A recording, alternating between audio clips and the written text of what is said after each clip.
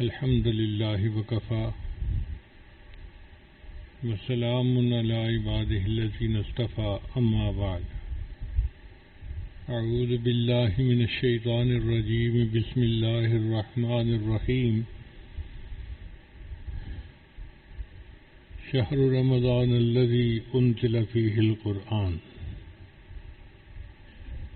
وقال الله تعالى في مقام آخر الف لام را کتاب انزلناه إليك لتخرج الناس من الظلمات إلى النور بإذن ربهم إلى صراط العزيز الحميد وقال رسول الله صلى الله عليه وسلم خيركم من تعلم القرآن وعلمه سبحان ربك رب العزة عما يصفون وسلام على المرسلين والحمد لله رب العالمين اللهم صل على سيدنا محمد وعلى آل سيدنا محمد وبارك وسلم. قرآن مجید فرقان حمید اللہ رب العزت کا کلام ہے، اللہ کی کتاب ہے. یہ کتاب ہدایت ہے. اللہ تعالیٰ نے اس کو بھیجا تاکہ انسانوں کو اندھیروں سے نکال کر روشنی کی طرف لے جائے. لتخرج الناس من الظلمات إلى النور. اے میرے محبوب صلی اللہ علیہ وسلم، آپ اس کے ذریعے سے انسانوں کو اندھیروں سے نکال کر روشنی کی طرف لائیں. کار مذلت میں پڑے ہوئوں کو اوج ثریا پہ پہنچانے والی کتاب، اللہ سے بچھڑے ہوئوں کو اپنے اللہ سے ملانے والی کتاب ہے. یہ کتاب ہدایت ہے. اتر کر ہیرا سے سوئے قوم آیا اور ایک نسخہ کیمیا ساتھ لایا.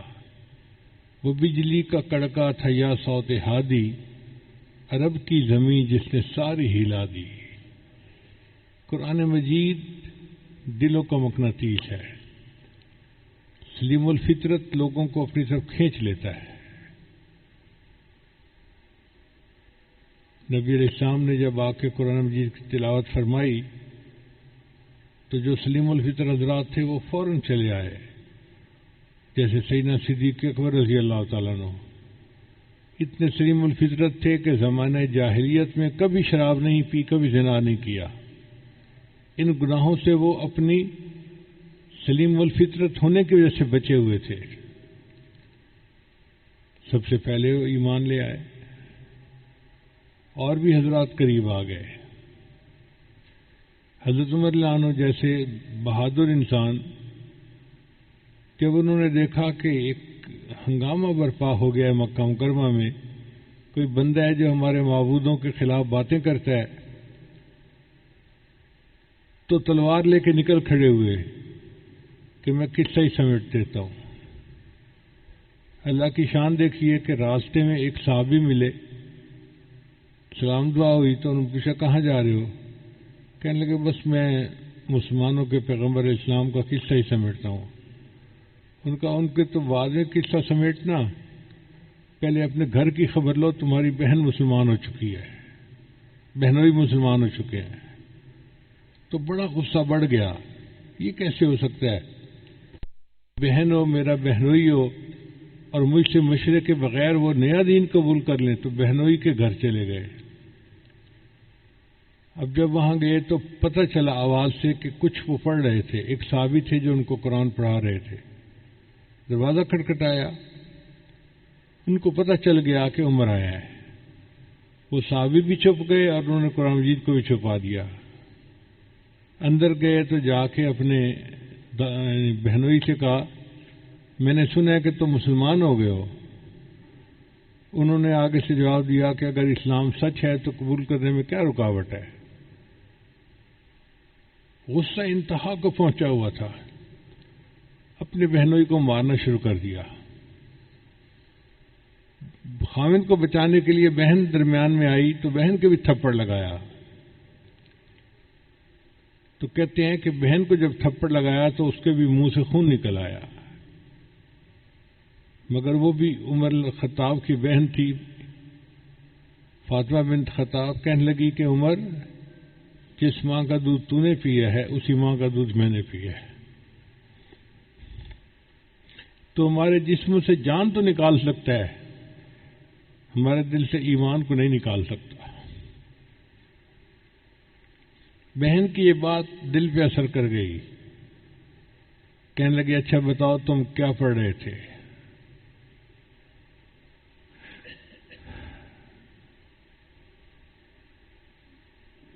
تو انہوں نے پھر کہا کہ ہم قرآن پڑھ رہے تھے. کہنے لگے اچھا مجھے بھی اپنے پیغمبر اسلام کے پاس لے چلو. نبی اسلام کی خدمت میں آئے. نبی علیہ السلام اس وقت دار ارقم میں تھے جہاں کنڈی لگا کر کلمے کی تعلیم دیا کرتے تھے. حضرت حمزہ اللہ نبی وہیں موجود تھے. دروازہ کھٹکھٹایا.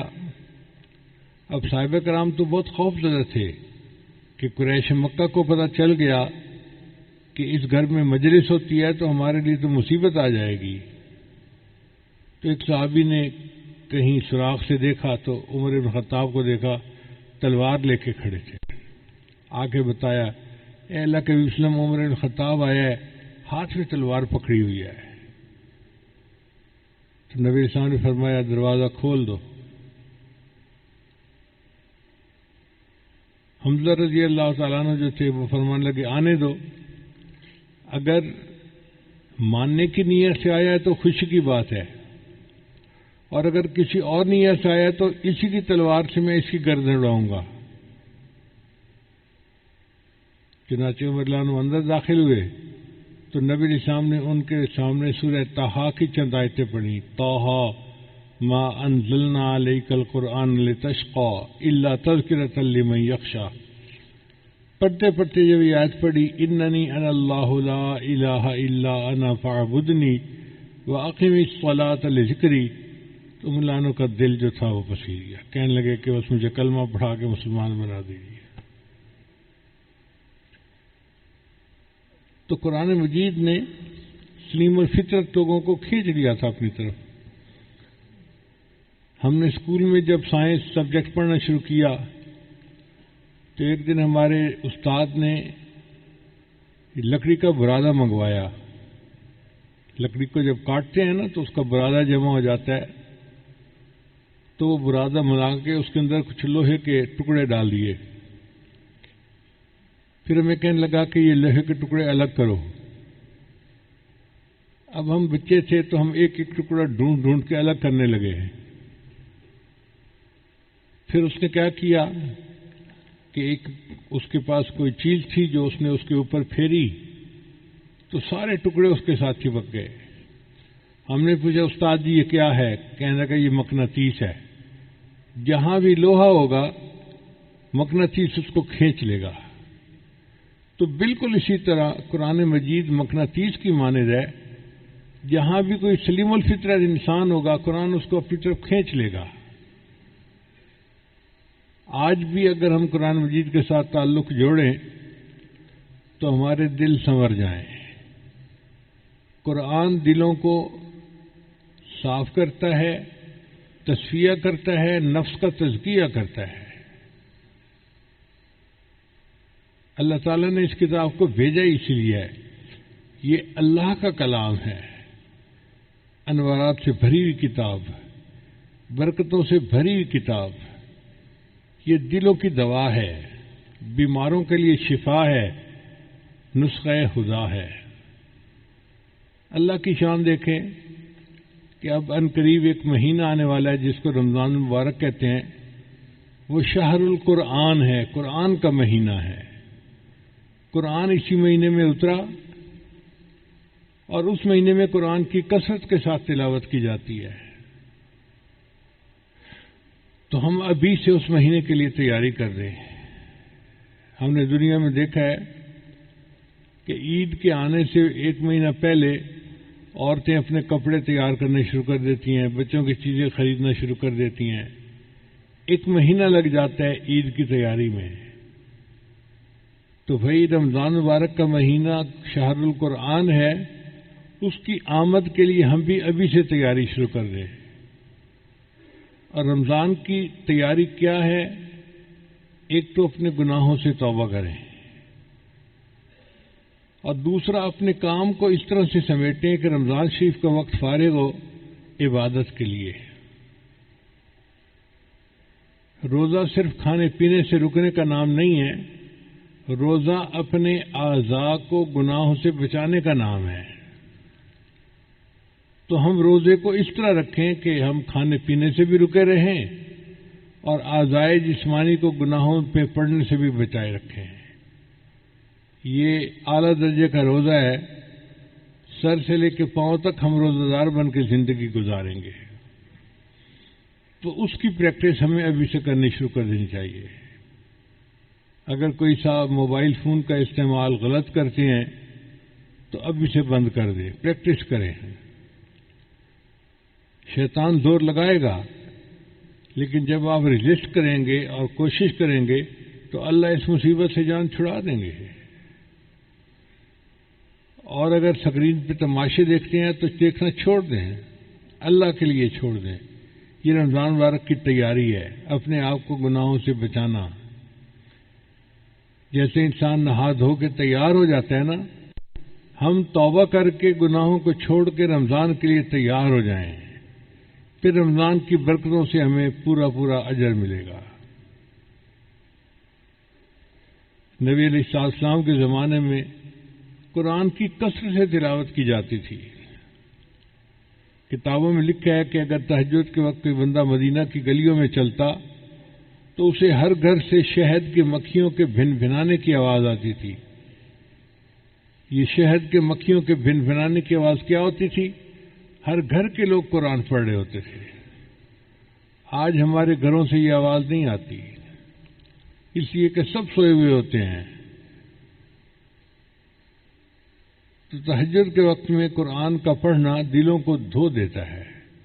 اللہ فرماتے ہیں یا ایھا المزمل قم اللیل الا قلیلا نصفہ او انقص منہ قلیلا او زد علیہ ورتل القرآن. اور نبی علیہ السلام کئی مرتبہ آدھی رات، کئی مرتبہ پوری رات قرآن پڑھنے میں گزار دیتے تھے. صحابہ کرام بھی اسی طرح. اصل میں قرآن کی ایک لذت ہے، جب وہ لذت مل جاتی ہے پھر انسان کا پڑھے بغیر گزارا نہیں ہوتا.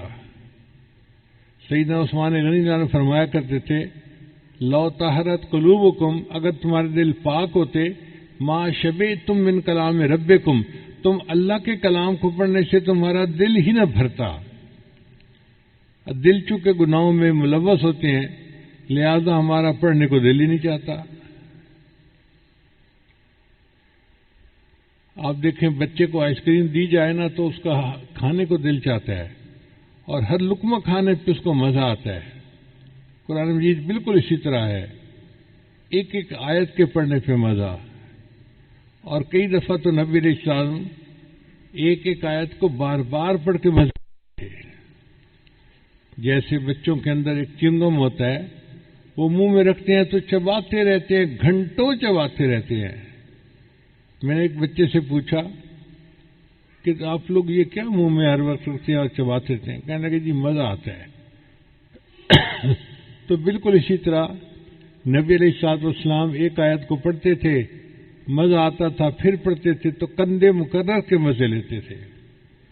اس کو یوں سمجھیں کہ جیسے گرمی کے موسم میں پسینے پہ شرابور ایک بندہ گھر آئے اور بیوی اس کو ٹھنڈا بادام کا شربت دے تو ہر گھونٹ پینے کا ایک الگ مزہ ہوتا ہے. اسی طرح قرآن مجید پڑھنے کا ایک الگ مزہ ہے، مگر مصیبت یہ ہے کہ دل صاف نہ ہونے کی وجہ سے ہمیں وہ مزہ نہیں آتا، لہذا ہم قرآن ہی نہیں پڑھتے. دن نہیں مہینوں گزر جاتے ہیں، تلاوت نہیں ہوتی. اندر کھچ پڑنی چاہیے، اندر ایک طلب ہونی چاہیے اللہ کے قرآن کو پڑھنے کی. ایک نابالغ آدمی، اس کو تو بلوغ کی لذتوں کا پتہ ہی نہیں.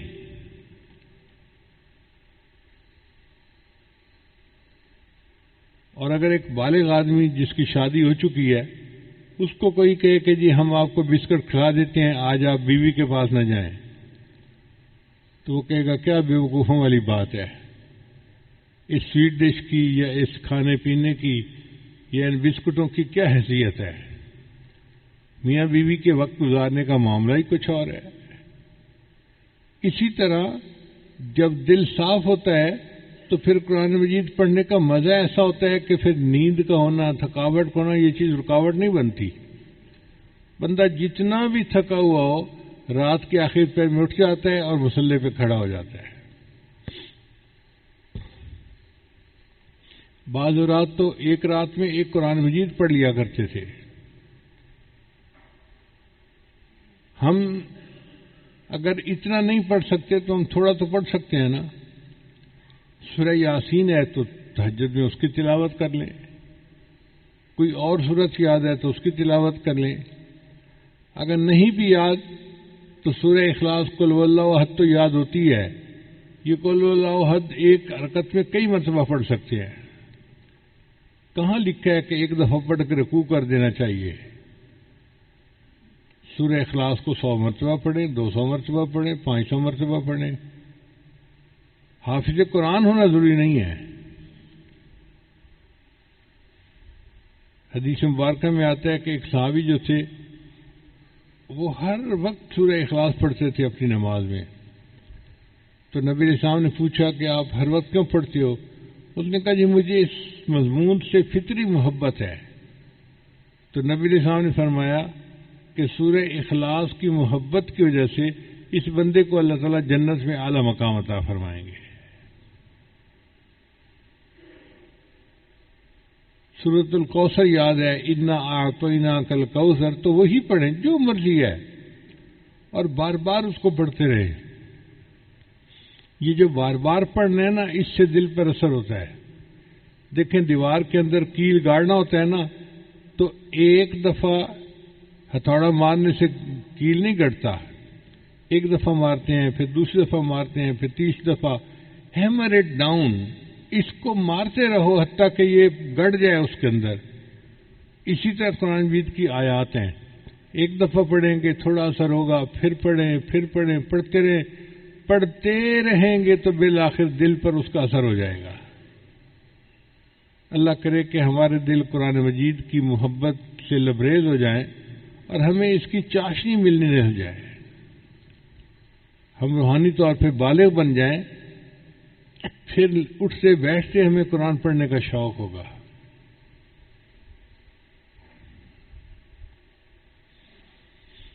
سیدنا صدیق اکبر عنہ کے بارے میں آتا ہے کہ وہ قرآن مجید پڑھتے تھے تو سننے والے پہ اثر ہو جاتا تھا، یعنی ان کے قرآن مجید کا اثر ایسا تھا کہ سننے والے کا دل متوجہ ہو جاتا تھا۔ چنانچہ ایک مرتبہ انہوں نے حبشہ ہجرت کا ارادہ کیا تو جانا چاہتے تھے، تو راستے میں قریش مکہ میں سے کوئی بندہ مل گیا۔ اس نے کہا ابو بکر کہاں جا رہے ہو؟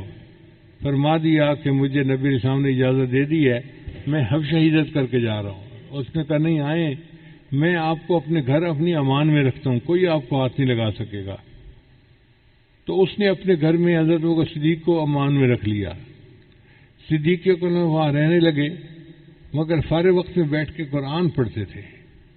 اب جب صدیق عنہ قرآن پڑھتے تو گھر کی عورتیں جب وہ قرآن سنتی تو ان کے دل کھینچتے تھے، تو ان عورتوں نے اپنے مردوں سے پوچھنا شروع کر دیا کہ یہ بندہ کیا پڑھتا ہے، ہمارے دل کھینچتے ہیں۔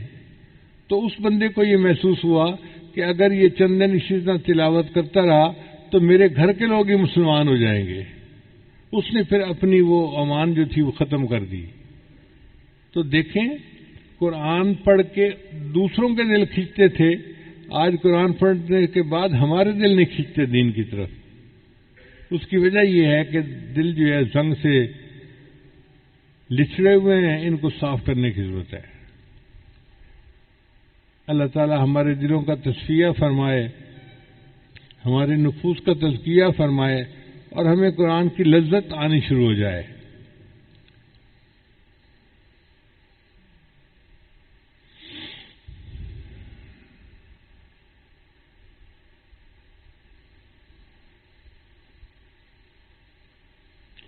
قرآن مجید کی محبت انسان کے دل کو منور کرتی ہے اور ایمان کو بچاتی ہے۔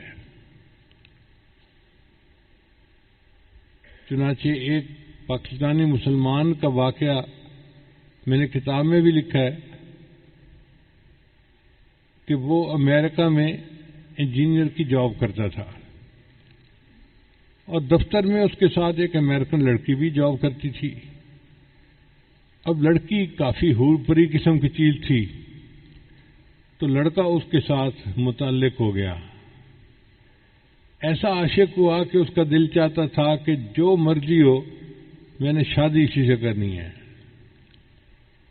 ایک دن موقع پا کے اس نے لڑکی کو کہہ دیا کہ میں تم سے شادی کرنا چاہتا ہوں۔ اس نے کہا کہ میں اپنے والدین سے بات کروں گی۔ اس کے والدین پکے عیسائی تھے۔ ان کا یہ کیسے ہو سکتا ہے کہ ایک پاکستانی ہو اور مسلمان ہو اور ہماری بیٹی کی اس سے شادی ہو جائے؟ تو لڑکی نے کہا جی کہ میرے والدین تو تیار نہیں ہیں۔ لڑکے نے کہا بھئی جو شرط رکھیں گے میں قبول کروں گا، میں نے ہر حال میں شادی کرنی ہے۔ اب والدین نے شرطیں رکھی۔ پہلی شرط کہ اگر ہماری لڑکی کے ساتھ شادی کرنی ہے تو تم اپنے گھر والوں سے رابطہ ختم کر دو، پاکستان کوئی فون نہیں کرنا، والدین سے، رشتہ داروں سے، بہن بھائیوں سے رابطہ ختم۔ اس نے شرط مان لی۔ دوسری بات کہ تم جس ایریے میں رہتے ہو وہاں سے مکان چھوڑ کر تم ہمارے گھر کے قریب مکان لوگے۔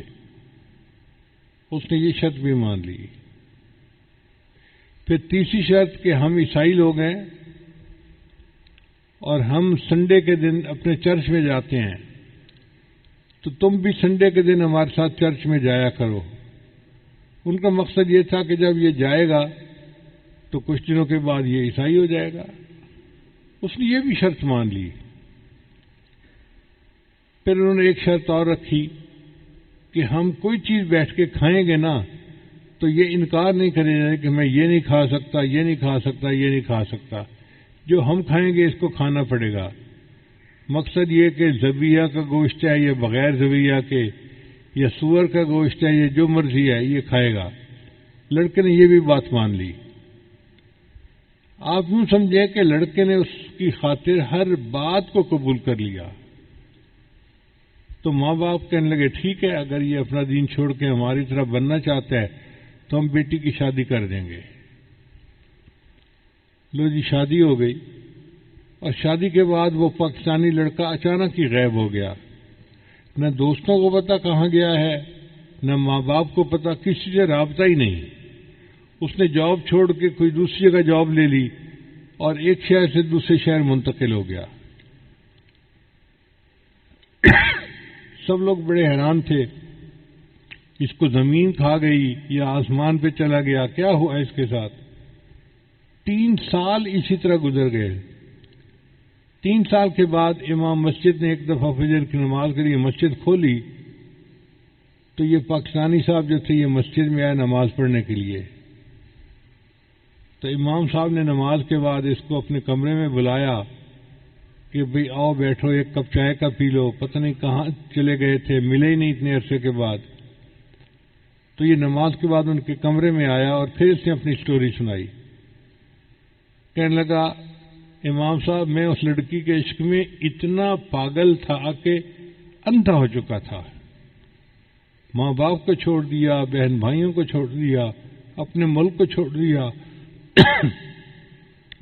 اپنی کمیونٹی کو چھوڑ دیا، مسلمانوں کی مسجد کی نمازوں کو چھوڑ دیا، ہر چیز کو چھوڑ دیا اور انہی کے رنگ میں رنگ گیا۔ 3 سال میں اس کے ساتھ اپنے گھر میں رہا، نہ میں نماز پڑھتا تھا نہ تلاوت کرتا تھا، لیکن میرے جو گھر کا دروازہ تھا نا اس کے سامنے ایک الماری تھی جس میں کتابیں لگی ہوئی تھیں، اور ان میں ایک قرآن مجید تھا جس کی سبز جلد تھی۔ تو آتے جاتے میں اس قرآن کو محبت کی نظر سے دیکھتا تھا اور اپنے دل میں نادم شرمندہ ہوتا تھا، یا اللہ تیرا قرآن سچا ہے اور میں گندا ہوں اور میں اپنے نفس کی خواہش کے پیچھے اس لڑکی کے ساتھ تعلق جوڑ بیٹھا ہوں، تو مجھے معاف کر دے۔ کوئی عمل نہیں تھا مسلمانوں والا، شراب پیتا، سور کھاتا، وہی ڈانس پارٹیاں، وہی سارا کچھ گند، بس آتے جاتے قرآن کو محبت کی نظر سے دیکھتا تھا۔ کہنے لگا ایک دن میں گھر آیا تو میں نے دیکھا کہ قرآن مجید اپنی جگہ پہ پڑا ہوا نہیں تھا، تو میں نے بیوی سے پوچھا کہ ایک سبز کتاب یہاں تھی، وہ کہاں گئی؟ اس نے کہا میں نے گھر کی صفائی کی، اور جن کتابوں کو نہ آپ پڑھتے ہیں نہ میں پڑھتی ہوں، میں نے ان فالتو کتابوں کو ٹریش کین میں پھینک دیا ہے، گند کا ٹوکرا جس کو کہتے ہیں۔ کہنے لگے جیسے ہی میں نے سنا تو میں تو فوراً بھاگا باہر کی طرف، اور جو ٹریش کین پڑا ہوا تھا اس میں نے وہ کتاب نکالی، اور میں اس کو چوم رہا ہوں، اور میں اللہ سے معافی مانگ رہا ہوں کہ یا اللہ یہ تیرا کلام تھا، تیری کتاب تھی، ہم نے اتنی گستاخی کی کہ اس کو ردی کی ٹوکری میں پھینک دیا۔ میں اس کو لے آیا اور گھر آ کے رکھا، تو بیوی مجھ سے پوچھنے لگی کہ تم یہ کیا جذباتی کام کر رہے ہو؟ تب میں نے اسے بتایا کہ یہ تو اللہ کا قرآن ہے اور میں محبت کی نظر سے اس کو دیکھتا تھا۔ اس نے کہا اچھا تمہارے اندر سے مسلمانوں والے جراثیم ابھی ختم نہیں ہوئے، میں جا کے اپنے گھر والوں کو بتاتی ہوں۔ وہ بریف کیس اٹھا کے اپنے ماں باپ کو بتانے چلی گئی، اور میں مسجد میں نماز پڑھنے کے لیے اپنے رب کو منانے کے لیے آ گیا۔ قرآن مجید کی محبت نے اس کے ایمان کو بچا لیا، وہ لوٹ آیا اپنی اصل کی طرف۔ آج فتنہ کا دور ہے، دجالی دور ہے، اس دور میں ایمان کو بچانے کے لیے قرآن کی محبت انتہائی اہم ہے۔ لہذا قرآن مجید کی تلاوت بھی کریں، اس کا ترجمہ، اس کی تفسیر بھی پڑھیں، اور اس کو جتنا یاد کر سکتے ہیں یاد بھی کریں، قرآن مجید کے ساتھ نتھی ہو جائیں تاکہ ہمارا ایمان محفوظ رہے۔ تو رمضان کا مہینہ آ رہا ہے، اس مہینے میں قرآن مجید کے ساتھ اپنی محبت جو ہے بڑھا لیجئے، اپنے تعلق کو بڑھا لیجئے، اور پھر اس کی برکتیں آپ دیکھیں گے کہ اللہ تعالیٰ ایمان کو بڑھائیں گے، اللہ تعالیٰ اپنا قرب عطا فرمائیں گے، اور اس قرآن کی برکت سے اللہ تعالیٰ ہمارے ایمان کی حفاظت فرمائیں گے۔ دعا ہے اللہ تعالیٰ ہمارے ایمان کی حفاظت فرمائے اور ہمیں رمضان مبارک کی قدر کرنے کی توفیق عطا فرمائے۔ شعبان کا مہینہ تو شروع ہو گیا، رمضان کے آنے میں دیر نہیں لگنی، دیکھتے دیکھتے رمضان آ جائے گا۔ وآخر دعوانا ان الحمد للہ رب العالمین۔